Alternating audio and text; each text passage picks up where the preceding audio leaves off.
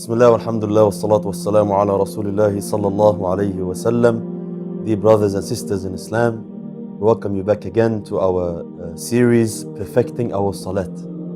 Today, inshallah, we would like to discuss a very important aspect of our Salat, which is its quality. Like we said last time, Salat is the most important action of our deen.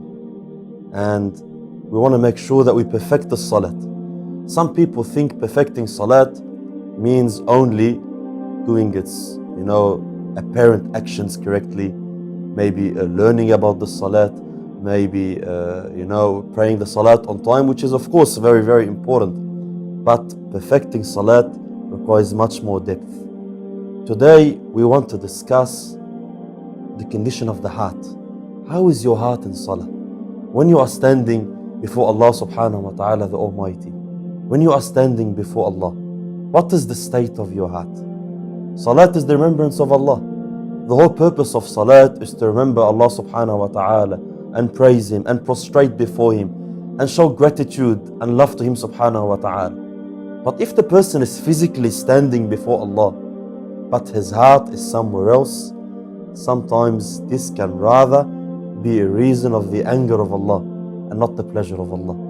So we want to understand, where should our heart be? My brothers and sisters, when the person prays, he must be in complete khushu' and khudu' to Allah subhanahu wa ta'ala. His heart must be present. لَيْسَ لِلْمَرْءِ مِنْ صَلَاتِهِ إِلَّا مَا عَقَلَ مِنْهَا. The person will not be rewarded for his salat except for that portion where he was focused and concentrating in. Nowadays, a lot of people are struggling. Many of us are struggling with giving Allah subhanahu wa ta'ala full concentration for a few minutes in the day and the night. Isn't that a shame? The Muslim must first have muraqabah. He must first, to get this khushu' and concentration in his life, he must learn how to be watchful over his heart. Sort of a quality control process. He has to ask himself before salat, what am I doing now? Who will I be talking to now? Who will be speaking to me now? Who will I be in His presence now? When the person gets his feelings in his heart, and he raises his hand and says, Allahu Akbar, he must have that feeling that he has moved to a different place. Full attention and full concentration must be given to Allah subhanahu wa ta'ala, because now you are in His presence. Now you are standing before Him subhanahu wa ta'ala. When you recite your Quran, when you are in ruku', when you are in sujood, when you are saying Subhana Rabbi al-A'la, these words, they must come out of your heart. You must ponder over the meaning. You must focus over the meaning. So we have to be watchful over this heart. We watch the heart before Salah. We watch the heart during Salah. The first step to perfect my Salah is that I look during my Salah. Is my heart present, or am I standing physically before Allah subhanahu wa ta'ala? But all I can think about is my wife or my husband or my children or work.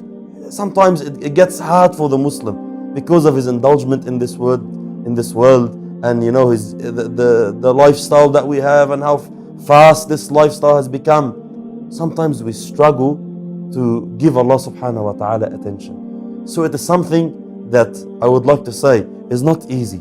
Don't assume that you can bring khushu' and concentration in your life just by an order from your brain. Some people, it's a bit funny, but some people, when they want to bring khushu' in their life, he stands in salat and he starts, try to, maybe stand in a figure or take the position of someone that is khasha. He closes his eyes and tries, which is a good attempt, but it shows lack of understanding of what khushu' and concentration really mean. For the person to have khushu' in his salat, for the person to concentrate in his salat, the process starts long before salah.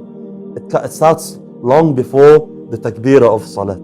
It starts in your life. When the person is in the remembrance of Allah in his life, away from sin, close to Allah subhanahu wa ta'ala, working in da'wah, or whatever he is, but he is mindful of Allah subhanahu wa ta'ala, and he lowers his gaze, he doesn't indulge in haram acts, doesn't talk haram, and then comes to the house of Allah subhanahu wa ta'ala, or in his house he is praying. If his lifestyle, if his life outside salat can be worked on, then inshallah this state can be preserved when the person stands before Allah subhanahu wa ta'ala. So some people think I can, do whatever I want and then I'm going to come and I have khushu' in my salat. It doesn't work that way. You have to come to salat in that state. This is why the Prophet of Allah sallallahu alayhi wa sallam, he even directed us to the way we walk to the house of Allah subhanahu wa ta'ala, the way you approach salah. You should not rush, you should not run coming to salat. Why? Because already you are preparing yourself for standing before Allah subhanahu wa ta'ala. So we have to be mindful of the salat and watchful over our hearts. When we are reading Quran, we try as much as we can to ponder over its meaning. When we make our takbir al-ula, we think, now I'm saying Allah subhanahu wa ta'ala is the greatest. Allahu Akbar. Allah is greater than everything that can busy me now. Allah is greater than everything that can distract me from Allah subhanahu wa ta'ala. When I'm in ruku', I remember, Subhana Rabbiya al-Azim, Subhana Rabbiya al-Azim. Allah subhanahu wa ta'ala, my Lord is the greatest, free from all imperfections subhanahu wa ta'ala. I ponder over these meanings. I try to take these words out of my heart, fully out of my heart. And when I'm in sujood, I remember the Prophet of Allah sallallahu alayhi wa sallam says in the hadith, أَقْرَبُ مَا يَكُونُ الْعَبْدُ مِنْ رَبِّهِ وَهُوَ سَاجِدٌ. The closest you are to Allah subhanahu wa ta'ala is when you are in sujood. So when the person puts his forehead on the floor, humbles himself before his Lord, and starts saying and glorifying Allah, praising Allah subhanahu wa ta'ala. Wallahi, my brothers and sisters, the feelings, the emotions that might come to his heart at that moment, no words in this world can describe them. So we want to fix the quality of our salat. We don't want our salat to be an image without core, without depth. We want our salat to be an aspect of our life. The Prophet of Allah sallallahu alayhi wa sallam says, وَجُعِلَتْ قُرَّةُ عَيْنِي فِي الصَّلَاةِ. The comfort and coolness of my eyes is salat.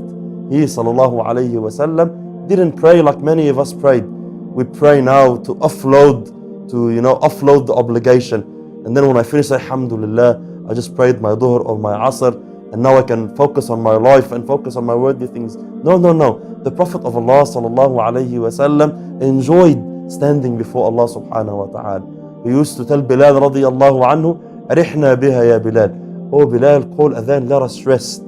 The world was disturbing for Muhammad sallallahu alayhi wa sallam. So prayer was his comfort sallallahu alayhi wa sallam. Prayer was the relationship, the moments he spent with his Lord's, with his heart sallallahu alayhi wa sallam was over the moon. So we want to work on this salat. We want to work on our hearts. We want to ask Allah subhanahu wa ta'ala to give us this quality. Allah subhanahu wa ta'ala says, قَدْ أَفْلَحَ الْمُؤْمِنُونَ الَّذِينَ هُمْ فِي صَلَاتِهِمْ خَاشِعُونَ. Verily the believers are successful.